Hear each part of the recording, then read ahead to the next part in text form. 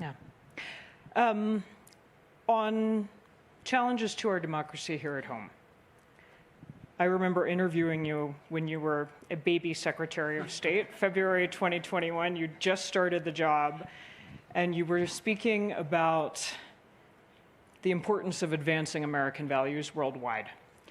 And I asked you, is that harder when our values are under siege here at home? Which sadly feels like a very relevant question again. When you speak with your foreign counterparts, are they worried about instability here at home leading to instability everywhere?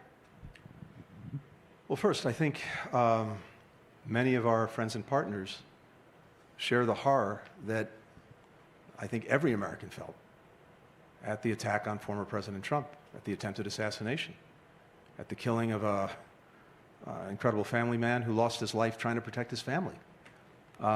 And for Americans, you know, we say that political violence is unacceptable, and of course it is, but it's also been a thread in our history, as everyone knows all too well, and something that each and every time you hope is the last time that we see it. But for me, going around the world and talking to people about this, I think the greatest strength that we bring to a crisis of this kind, to an attack on our democracy at home, even to the divisions that we have at home, which are real, which are profound, is the way we approach them, is what we actually do in response.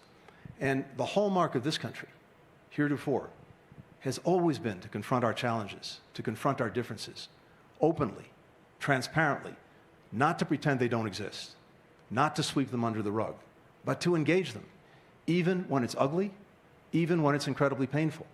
And that's something that continues to set us apart. Most other countries don't actually do that. So I believe strongly that as long as we continue to do that, including in the wake of something as horrific as what happened a week ago, actually, it's a demonstration of the resilience of our democracy, the resilience of our values, and the importance of openness, of transparency, of a willingness to confront our own demons, our own problems. But is that the way the... Thank you. Yes.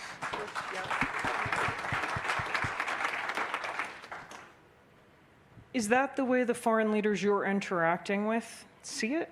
I'm imagining you must get some pretty tough questions about things like an attempted assassination, the apparent inability of our Secret Service to prevent that attempt, a sense that things are out of control in the US. I mean, that must have some impact on America's ability to lead and wield influence on all kinds of things. Again, I really think it's all in the response, and that's an ongoing matter. Let's see where the facts take us. Let's make sure we understand exactly what happened. Let's see what we do in response to that. And let's focus on the way that we do it. If we can continue to do this together, as has been the case in the past, even with the arguments, even with the divisions.